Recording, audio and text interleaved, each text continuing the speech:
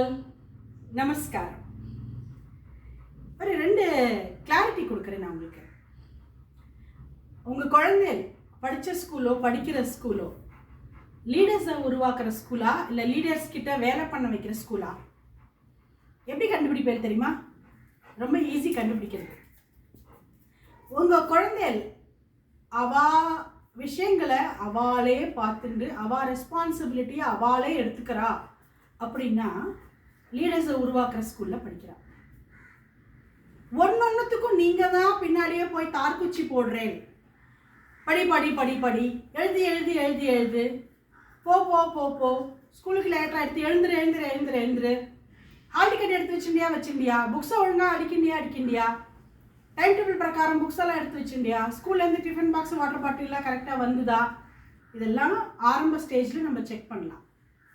இதை செக் பண்ணுறதே குழப்பா நம்ம 12வது முடிக்கிற வரைக்கும் வச்சுட்டு இருக்கோம் அப்படின்னா சம்வேர் டவுன் த லேன் நம்மளோட அப்ரிங்கிங் மாத்திரம் இல்லை, அந்த ஸ்கூலும் பொறுப்பாகுது. இது நான் ஏதோ இப்போ இந்த வருஷம் வேலை பார்க்கலன்னு சொல்கிறேன்னு நினச்சிக்க போகிறேன். நான் ஸ்கூலில் வேலை பார்த்தப்பவும் இதுதான் சொல்வேன். எந்த குழந்தையாவது ரெகுலராக ஸ்கூலுக்கு லேட்டாக வந்ததுன்னா அந்த டீச்சர்கிட்ட எங்கேயோ உங்ககிட்ட தான் தப்பு இருக்குன்னு சொல்வேன். யோசிச்சு பாருங்க, எவ்வளோ ஃபீஸ் கட்டுறோம் அப்படிங்கிறத பொறுத்து ஒரு ஸ்கூல் நல்ல ஸ்கூலா கெட்ட ஸ்கூலா கிடையாது. ஸ்கூலில் ஏசி இருக்கா, பெரிய பெரிய இன்ஃப்ராஸ்ட்ரக்சர்ஸ் எல்லாம் இருக்கா, டிஜிட்டல் போர்ட்ஸ் இருக்கா, ஃபர்னிச்சர்ஸ் எல்லாம் ரொம்ப பிரமாதமாக இருக்கா, அதை பொறுத்து எந்த ஸ்கூலும் நல்ல ஸ்கூலா பெஸ்டா வர்ஸ்டான்னு டிசைட் பண்ணப்படுறது கிடையாது.